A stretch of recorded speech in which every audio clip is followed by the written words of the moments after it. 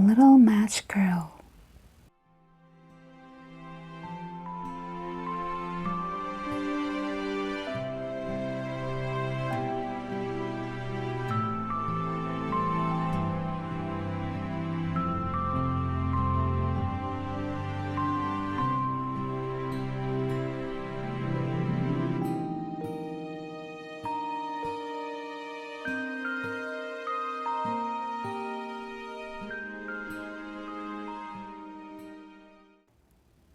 Most terribly cold it was. It snowed and was nearly quite dark an evening, the last evening of the year.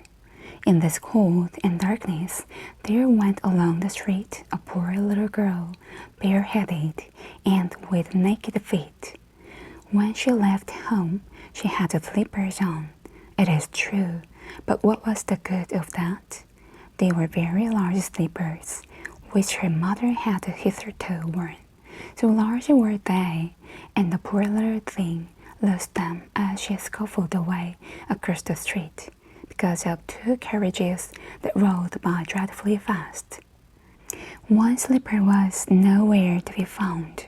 The other had been laid hold of by an urchin, and off he ran with it. He thought it would do capitally for a cradle when he someday or other should have children himself. So the little maiden walked on with her tiny naked feet that were quite red and blue from cold. She carried a quantity of matches in an old apron, and she held a bundle of them in her hand. Nobody had bought anything of her the whole livelong day. No one had given her a single farthing. She crept along, trembling with cold and hunger, a very picture of sorrow, the poor little thing. The flakes of snow covered her long fair hair, which fell in beautiful curls around her neck. But of that, of course, she never once now thought. From all the windows, the candles were gleaming, and it smelled so deliciously of roast goose, for you know it was New Year's Eve. Yes, of that she thought. In a corner flanked by two houses, of which one advanced more than the other, she seated herself down and cowered together.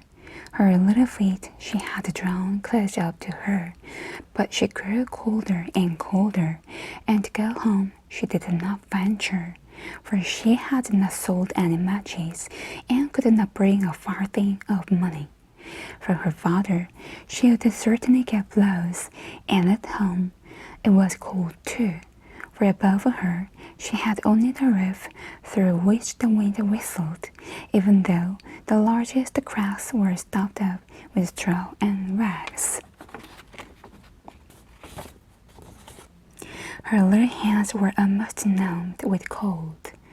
Oh, a match might afford her a word of comfort, if she only dared take a single one out of the bundle, draw it against the wall, and warm her fingers by it.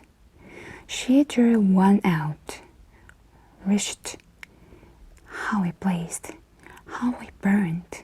It was a warm, bright flame, like a candle, as she held her hand over it. It was a wonderful light. It seemed really to the little maiden as though she were sitting before a large iron stove, with varnished brass feet and a brass ornament at top. The fire burned with such blessed influence. It warmed so delightfully. The little girl had already stretched out her feet to warm them too. But the small flame went out. The stove vanished. She had only the remains of the burnt-out match in her hand. She rubbed another against the wall. It burned brightly, and where the light fell on the wall, there the wall became transparent like a veil, so that she could see into the room. On the table was spread a snow-white tablecloth. Upon it was a splendid porcelain service, and the roast goose was steaming famously with its stuffing of apple and dried plums. And what was still more capital to behold was the goose hopped down from the dish. We laid about on the floor with a knife and fork in its breast till it came up to the poor little girl, when the match went out and nothing but the thick, cold, damp wall was left behind. She lighted another match. Now there she was sitting under the most magnificent Christmas tree. It was still larger and more decorated than the one which she had seen through the glass door in the rich merchant's house. Thousands of lights were burning on the green branches, and gaily colored pictures, such as she had seen in the shop windows, looked down upon her. The little maiden stretched out her hands towards them when the match went out. The lights of the Christmas tree rose higher and higher. She saw them now as stars in heaven. One fell down and formed a long trail of fire. "Someone is just dead," said the little girl, for her old grandmother, the only person who had loved her and who was now no more, had told her that when a star falls, a soul ascends to God.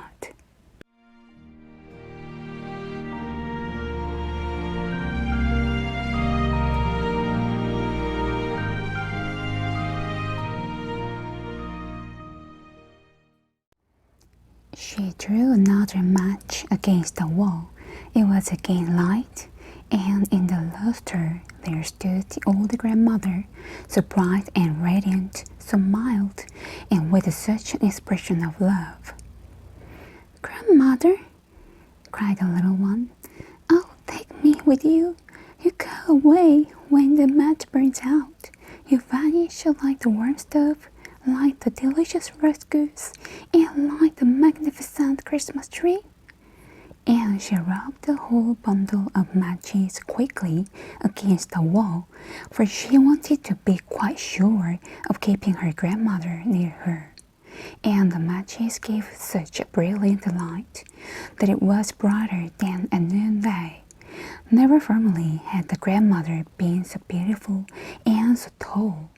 She took the little maiden on her arm, and both flew in brightness and in joy so high, so very high, and then above was neither cold, nor hunger, nor anxiety. They were with God. But in the corner, at the cold hour of dawn, sat the poor girl with rosy cheeks and with a smiling mouth, leaning against the wall, frozen to death on the last evening of the old year. Stiff and stark sat the child there with her matches, of which one bundle had been burnt. She wanted to warm herself, people said. No one had the slightest suspicion of what beautiful things she had seen. No one even dreamed of the splendor in which, with her grandmother, she had entered on the joys of a new year.